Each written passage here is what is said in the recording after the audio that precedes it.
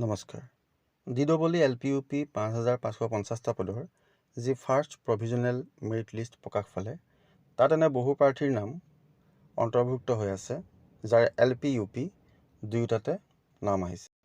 অৱশ্যে তেওঁলোকে ১৮ তাৰিখৰ ভিতৰত যিকোনো এটা উইথড্ৰ কৰিব।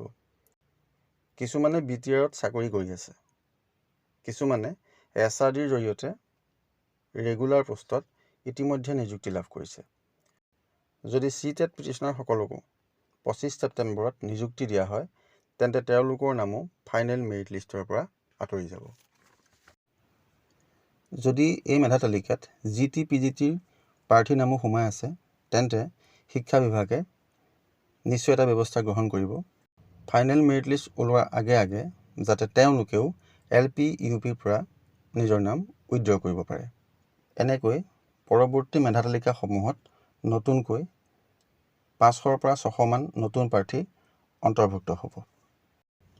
LPৰ ক্ষেত্ৰত কেইখনমান জিলাৰ কাট অফ কিমান তললৈ নামিব পাৰে সেই সম্পৰ্কে আজিৰ ভিডিঅ'ত আমি আলোচনা কৰিম।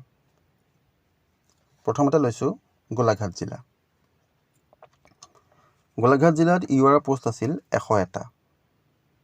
URৰ শেষৰজন প্ৰাৰ্থীয়ে লাভ কৰিছিল 62.198 আৰু তেওঁ টেটত লাভ কৰা নম্বৰ আছিল 56.100 অৰ্থাৎ ১৫০ৰ ভিতৰত তেওঁ 99 পাইছিল।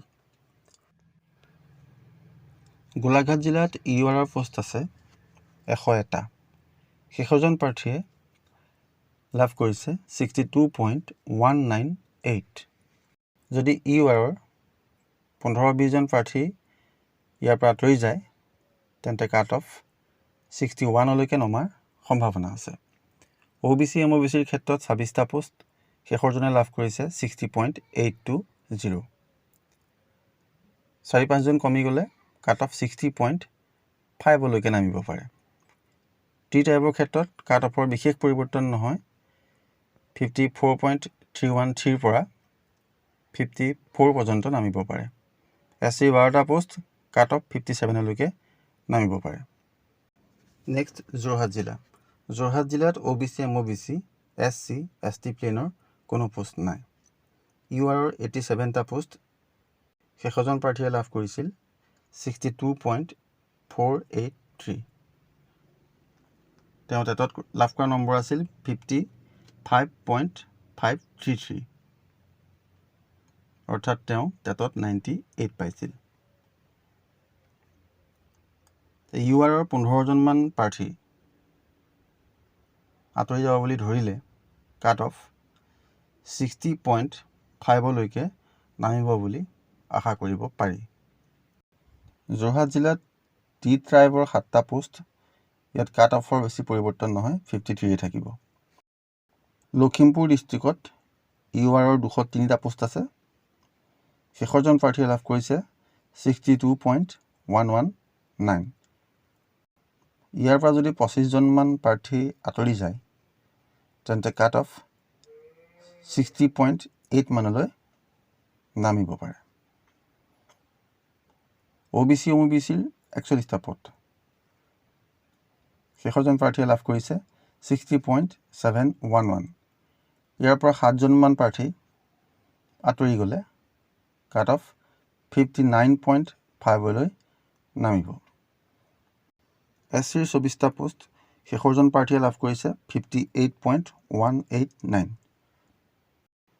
কাট অফ 57লৈ নামিব পাৰে। ST প্লেনৰ ৩২টা পোষ্ট আছে, শেষৰজন প্ৰাৰ্থীয়ে লাভ কৰিছে 58.531। ইয়াৰ পৰা ৬ জনমান কমি গ'লে কাট অফ 57.8 মানলৈ কমাৰ সম্ভাৱনা আছে।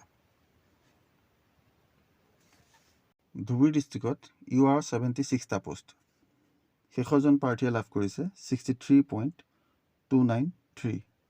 কাট অফ 62.5লৈকে নামিব পাৰে। OBCৰ ১১২টা পোষ্ট আছে, শেষৰজন প্ৰাৰ্থীয়ে লাভ কৰিছে 60.324। কাট অফ 59 মানলৈ নামিব পাৰে।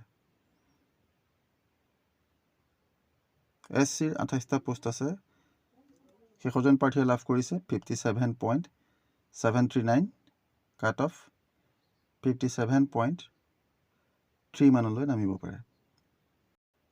ST প্লেনৰ 78টা পোষ্ট, শেষৰজন প্ৰাৰ্থীৰ স্ক'ৰ হৈছে 55.046, কাট অফ 54লৈকে নামিব পাৰে। বাকী ডিষ্ট্ৰিক্টসমূহো পৰৱৰ্তী ভিডিঅ'ত আলোচনা কৰা হ'ব। আজিলৈ ইমানেই, ধন্যবাদ।